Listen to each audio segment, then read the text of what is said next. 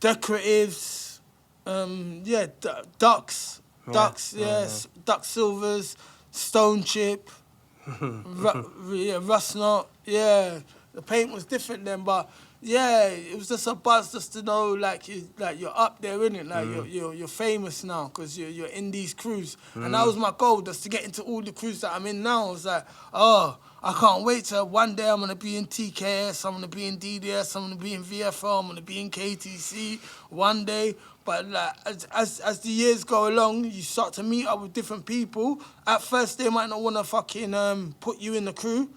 But then after a while, once you start knocking about with them and they see that you're active, they say, yeah, put up the crew. Killa Kela podcast. KillaKelaOfficial.com. Street Culture TV. Instagram UK Frontline. Beatbox created. Killa Kela. And we're here to talk about world music and street culture. Killa Kela podcast. Right. We're ready to rock and roll.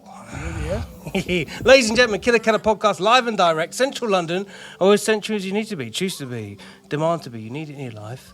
Thank you so much for sharing, caring, subscribing, and adding value to the podcast. Okay, people, our sponsors, the mighty GK Nifty Heads, have 10,000 play-to-earn GraffPunks NFTs to give away. Get ready as London's white trash goes blockchain digital with Bitcoin Cash tokens locked into them to claim. Get yourselves over to the website gkniftyheads.com and play to earn now.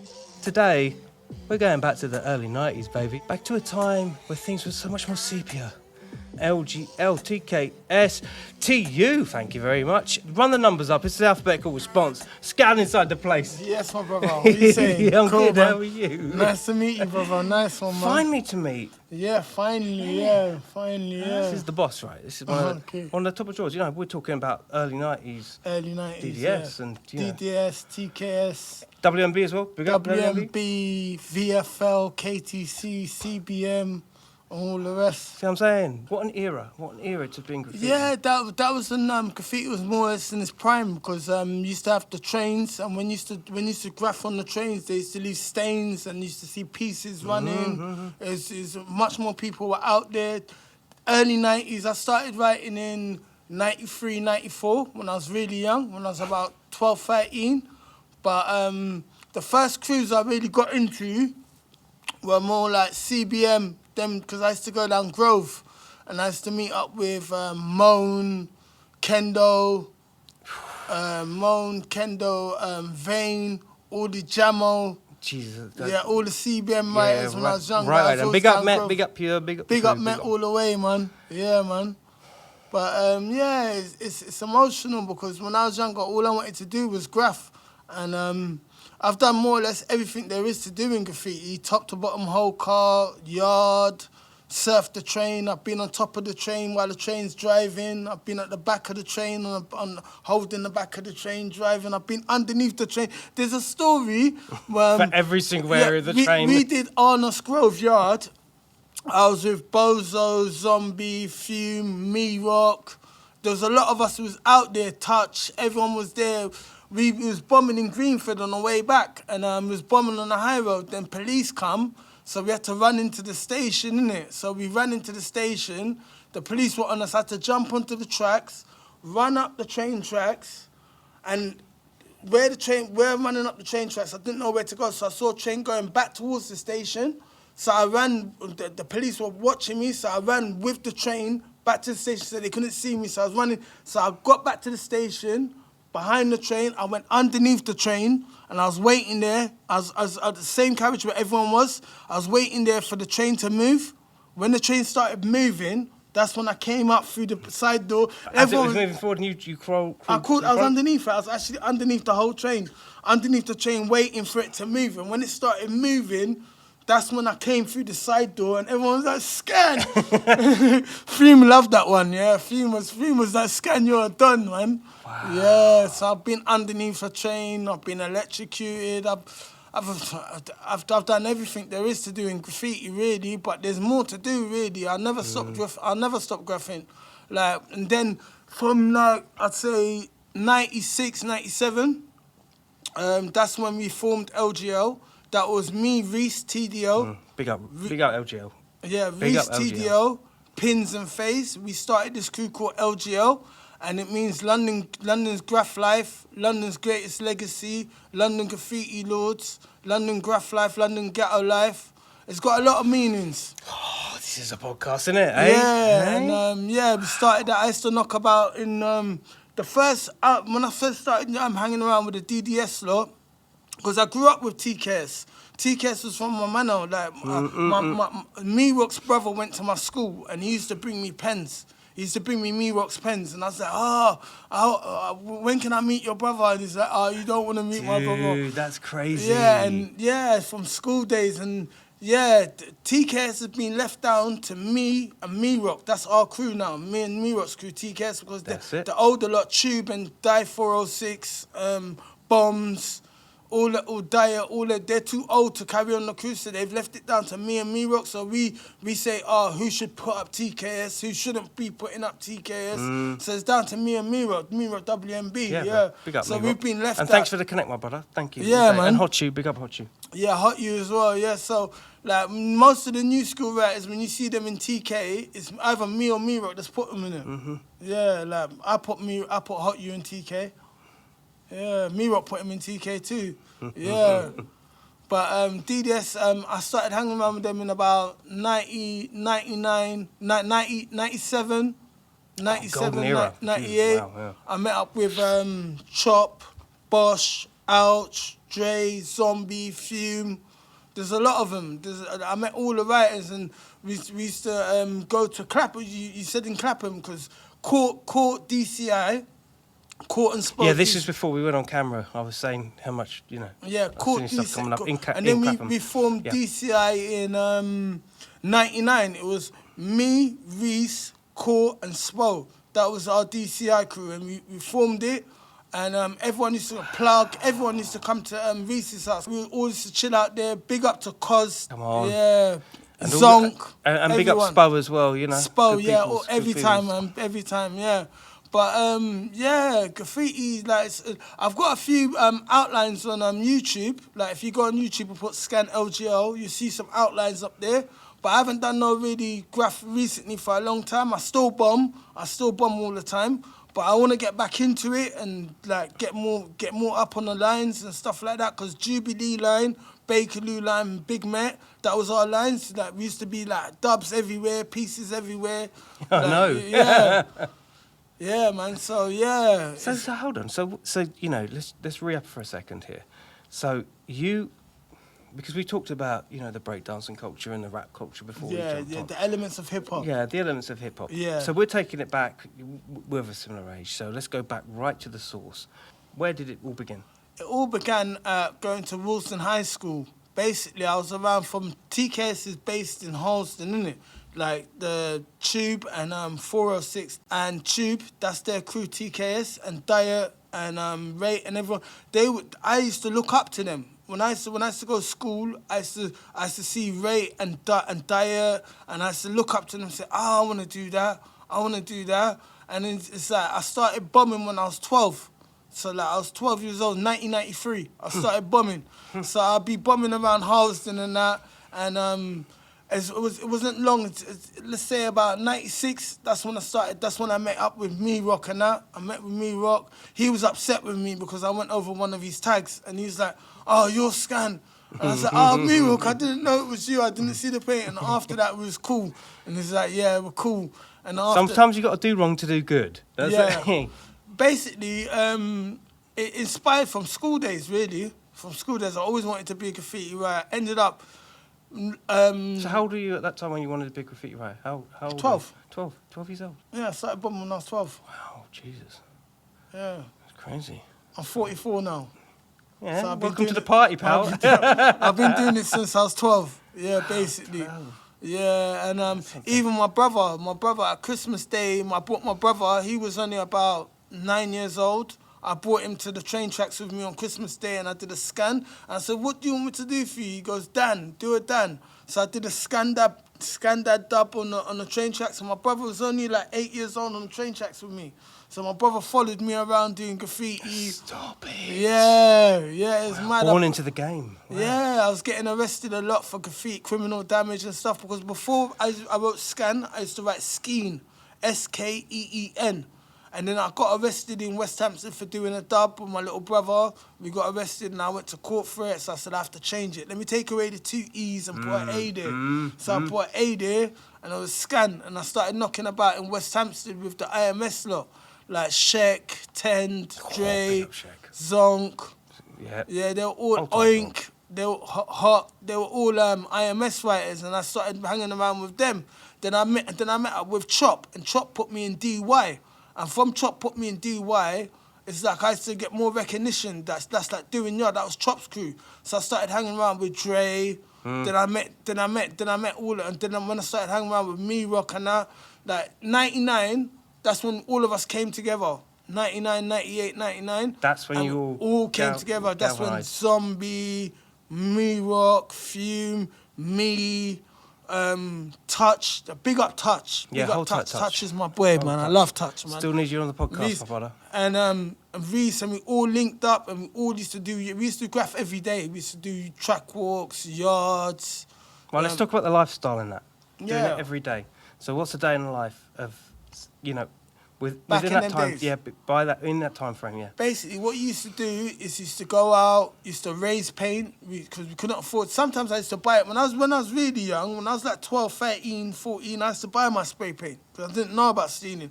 But when I linked up with Me Rock and all them lot, they used to raise their paint. Zonk, especially Zonk, Cos and Take, they used to raise their paint, and they influenced us they showed us about plots and how to raise and shirt rack and stuff like that. So we used to raise our paint. So we used to go out in the day, raise our paint, wait till night time. Then we used to catch the train out to wherever we was going. The first yard I did was with Alien and Gobs. That was Uxbridge Yard. That's the first yard I did, Alien and Gobs. They had their crew out of hand, OOH. And that was connected to IMS as well, because Sheck and Alien were good friends, and Alien brought me to yard, and ever since then, every day it was just like raise paint, do street bombs. Every night it would be train tracks, and that was the life. Such a mad time, wasn't it, as well? Yeah. At them times there, DDS was running things. Yeah, DDS was the crew to be. Yeah. That's why I always wanted to hang around. I met Zombie, Fume, Yanni, all the rest, like Sham 59. Oh, big up Sham. DTB. I was in DTB by 99. I was in DDS, TKS, DTB. Wow. All them crews, because that was the life. That's what we used to do, graffiti all the time. We end up, Fume got us into going squat parties, so a lot of the time we'd be off our heads going squat parties, doing mad trips and MDNA and just on drugs and that, and we used to paint up and we used to paint the squat parties. All of us used to link up at squat parties. All used to have fun at warehouse party. It was fun, yeah. But even now, sometimes I don't have like spray paint, but I still do my tag with like a biro pen, a marker pen or something. But I need to get back into it because talk to me about the consequences of just being completely dedicated to graffiti. You know, that to anybody that's watching at the moment, that's a lifestyle that, you know, you don't attain money. You don't attain... Our buzz was to see a train running with our piece on it. So we'd do yard, we'd say like, for instance, we'd do Queen's Park, we'll paint the train and we'll wait till the morning so we can see the trains running. So we'll see the train run, we'll sit in the bushes, wait for the train to run, then we'll see our train running. That was our buzz, innit? Getting up was our buzz. Like, seeing our tag everywhere was our buzz. Like, we did... That's... yeah, man, that's the best feeling when you see your train running. Like, you've pieced the train and you see the train running. Because before I knew about like actually piecing trains and that, I used to do bush layups. I used to bomb the trains. And back in the day, the panels on the trains, they used to leave stains of the spray paint, decoratives, ducks. Ducks, yes, Duck Silvers, Stone Chip, Rust Knot, yeah. The paint was different then, but yeah, it was just a buzz just to know like you're up there, innit? Like you're famous now because you're in these crews, and that was my goal, just to get into all the crews that I'm in now. I was like, oh, I can't wait till one day I'm gonna be in TKS, I'm gonna be in DDS, I'm gonna be in VFL, I'm gonna be in KTC one day. But like, as the years go along, you start to meet up with different people. At first, they might not want to fucking put you in the crew. But then after a while, once you start knocking about with them and they see that you're active, they say, yeah, put up the crew. Well, it's a trust thing, isn't it? It's a trust thing, and knowing that you're with them for the long haul. Yeah, definitely, yeah, man. Like, loads of times when I see graffiti, I see people putting up crews that they're not even in them. They're not even in these crews. And I think to myself, how did they get in that crew? Why are they putting up that crew? They're like fake graffiti writers. They ain't graffiti writers that are serious and know the consequences of putting up a crew you're not in. Like, that's one thing I never do. I never put up a crew that I'm not in. If you don't know the consequences of what happens if when you're in that crew. You get lined out. That's the next thing for LGL. Let's go lining. You get lined out. It's like Von Dutch, but better. Yeah, you get discredited, innit? Because you become fake then, innit? You're not real. You're not a real writer. You're a fake writer. You're on a bandwagon. You've never done your. So give me the list. What is it about being in a crew that is so significant that it gives you entitlement to be in the crew in the first place? You have to be with the writers and do missions with the writers and be established. Mm-hmm. And you have to be also good enough to do it. That means you have to be experienced at doing yard. You have to be experienced at bombing. You have to be experienced at racking. You have to be versatile. You've got to be experienced writer and well known, because no one doesn't want someone putting up their crew that doesn't represent their crew. That, like, there's no point. There's no point. With me, when because I was younger and I wanted to be in these crews, I finally got to them. So when with LGL, I'll meet that young kids and I'll put them in my crew, because that's their start. That's the starting point for them to go on, isn't it? Yeah, that's right. Yeah, you know what I mean. So like, I put loads of kids in my crew, but I don't mind, because I still represent my crew. They're representing me, LGL. Like, yeah, it's mad, like, because like, most of the old school writers stopped writing now, like Shoe 2, Mean, Sub. Diet still does his thing. That's why I have to respect Diet and Ray. Big up Diet, big up Ray. They're still doing their thing. Still doing his thing. Yeah, man. There's a lot of other writers I'd like to big up. Ace, me, Calm, the TU writers. That's how I got in TU. Calm said put up TU, so I started putting up TU. Big up Calm, big up Steam. Yeah. So like, yeah, I've experienced that, my graffiti, but with me now, I'm more experienced at graffiti, and so I know what to do, how to do it. So with me, if I was to go back to doing like the train tracks and doing yards and stuff, I'd be able to do it more experience. Usually, like if you're with experienced writers, that's why I like going out with the DDS lot. That's why I got in DDS basically, because I was with them every day. And playing the same role. Yeah, I was with them every day, but I haven't got that much recognition because I stopped writing in the 90s as well. 2000s, I kind of like went off writing, started doing other stuff, but I wasn't dedicated like every day, but I still do it. I still go out and do yard once in a while and stuff like that, but there's a lot of things that I still want to do. That's the interesting thing about you guys from that generation of graffiti, is you honour the trust and the crew mentality. So when you don't want to write anymore, you just tap out. Yeah. You know, and there's been plenty of writers that do it, and then they suddenly come back. Come back, yeah. Which is a beautiful thing, you know. Yeah. Does that still apply to the same ethic? If you were in the crew before and you stopped, can you still reapply the same energy? Once you're in a crew, you're in a crew for life. Like, basically, once you're a real member of a crew, you're in a crew for life. I remember being in VFL, but Hope said that Mean said it's cool for me to put it up. I didn't put it up that much because I thought, when I met up with Mean was like, yes, SKAN, you should do this, you should do that. Yeah, it's cool to put up DDS, it's cool to put up VFL, everything. And we went out bombing and everything, and that was cool. I really am in these crews, innit? I really am in that. I've done it, you know what I mean? Yeah, Been there, done it, Walden T-shirt. Yeah, man. That's like there's beef with crews as well, but I'm not in that beef thing because I still represent my friends because they got DDS have got beef with GSD, but I'm in GSD and DDS and I put them both up anyway. I'm cool like that. I haven't got beef with other writers. You know, like I don't really have beef with writers. I've never really seen my tag lined, to tell you the truth. No, I haven't seen your tagline. Yeah.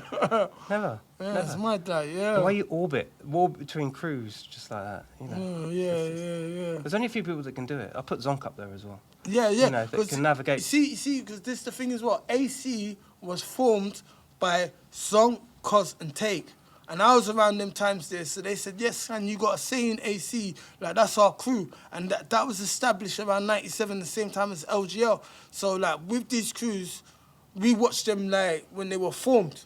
So like we're part of these. We made these crews like DCI, AC, all these new crews. We're the inventors. We're the pioneers of these crews. Like the old school crews, like I'm happy to be in them. Like I never thought I'd be in them because they're too old school. They're from the '80s, but they've been handed down to us. So we like a lot of writers. Let's just say, they're on a bandwagon thing. They're not really serious about graffiti. They that's not them. They're just doing it for a bandwagon. So you see a tag for maybe a couple of years, then you won't see it again. So with me, big up to Force as well, because Force is hold tight, shit. Force. Force is my guy. I love Force. That's a real one right there. That reminds me of us in the '90s when Force does Big his up stuff. Force. I big up Force. Yeah. He made Not these crew- Wheezy in the house, come on. MX, he's got MX, so I put up MX as well. Big up Spill as well, big up Coco. Yeah, big up Coco, big up Forces crew, yeah. Yeah, so it's mad, like, there's still a lot more that I'd like to do, and yeah, man, I just, like, with me, I'm always bombing, like, I'm always bombing. You might not, like, realise, but sometimes you see a SKAN tag and you don't even know what year it's from. Because I don't put up the year, but it's been there for like years. There's still tags from '99 on the road and that. Like that's like 26 years ago. Yeah, man. So like, yeah, it's mad. Like it's mad. Like, cause like the people that I looked up to, like I'm around them now. I'm part of them now. Like yeah. Isn't it? Yeah. It's a community, isn't it? It's a community, yeah. So say like Chrome and Black. I haven't been to Chrome and Black in years since it was in Bethnal Green. But if I go to Chrome and Black, I'll see Bozo, I'll see Steez, I'll see Bosch. They'll give me pain. They'll just give it to me because that's a part of that's our thing, innit? Isn't it funny? It's just such a mad community, isn't it? Yeah. You know, and the idea of like even being paint shops nowadays. I mean, that's a whole different. Yeah. Fish, isn't it? It's mad. How do you feel about the change of tide and the way that it's going? What's your, how do you see that podcast? It'll never go back to like how it used to be like in the '90s, because in the '90s it was really active, and that was when you used to see a lot of writers were active. These days, that's why I picked up Force, because Force is keeping it real these days. Keeping it moving. He's keeping it moving, and I got to big up Zombie again, because Zombie, no matter what, he's never outdated. Never always outdated. on trend. He's always on trend. You always see. He's a real writer. Like, you get me. Like, the real writers, you always see their tag. Like, if you don't see it for 10 years, you see it 10 years later, and you'll be like, oh, that's the old school writer. It's crazy out there at the moment on the trains, isn't it? So regret. Load of regret reaches. Yeah, Regret was old school. Yeah, Regret. He's an old school writer. Yeah, I met him before as well. I've met more or less a lot of writers. It's only like the new writers, but the new writers, they don't do what we used to do. Zonk still does his thing. I big up Zonk, Take, and Cos. You see the elements of graffiti, there's a lot of chambers to graffiti. There's reasons why people will do their tag. Someone might do a robbery and then put their tag up, just to like scare people. Or back in the 80s, it was like, oh, if you see a tag and it's just been done, you better be scared because that guy's dangerous. Yeah, and he's still in the bit. He's still around. That's like when you hear about Steam and Page and Stage and Foam and all them old school writers. Because that's like when crack came in. Like crack came in, a lot of writers were using crack and they were getting mad and they were doing mad things, and it's like people used to be scared of certain graffiti writers. Yeah. It's mad. Like It's mad. One thing that that Zombie said to me in Crime and Black, he said, I said to him, I was like, you know, you ever had trouble with the police? And he goes, no, I sell Rizzler. How you smoke it is up to you. Yeah. Is that kind of vibe? Yeah. That's kind of Yeah. But you know, in a really I don't know, in a way, it kind of is symbolic of the how far graffiti's come. Yeah. And you get the street artists and things like that. Yeah. You know, it's almost like there's like you said, there's dual lanes, but there's, you know, certain people who are just into what they're into. How do you feel about the blurring of those lines?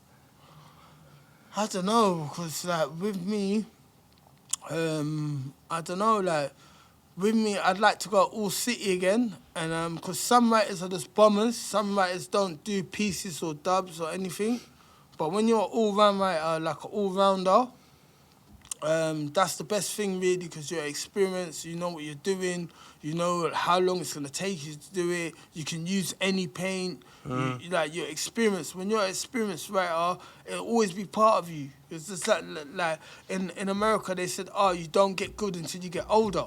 And that's true. It's fucking true, man. It's true. As you get older, you get better in it. Not just through technique, but through experience as well. Yeah, through experience as well, yeah. Yeah, man. Ain't that something?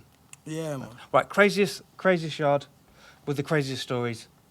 It must be Cockfosters. Cockfosters was the craziest yard. That night, yeah, there was about, how much of us done yard? I'd say about 20 of us. 20 of us did yard.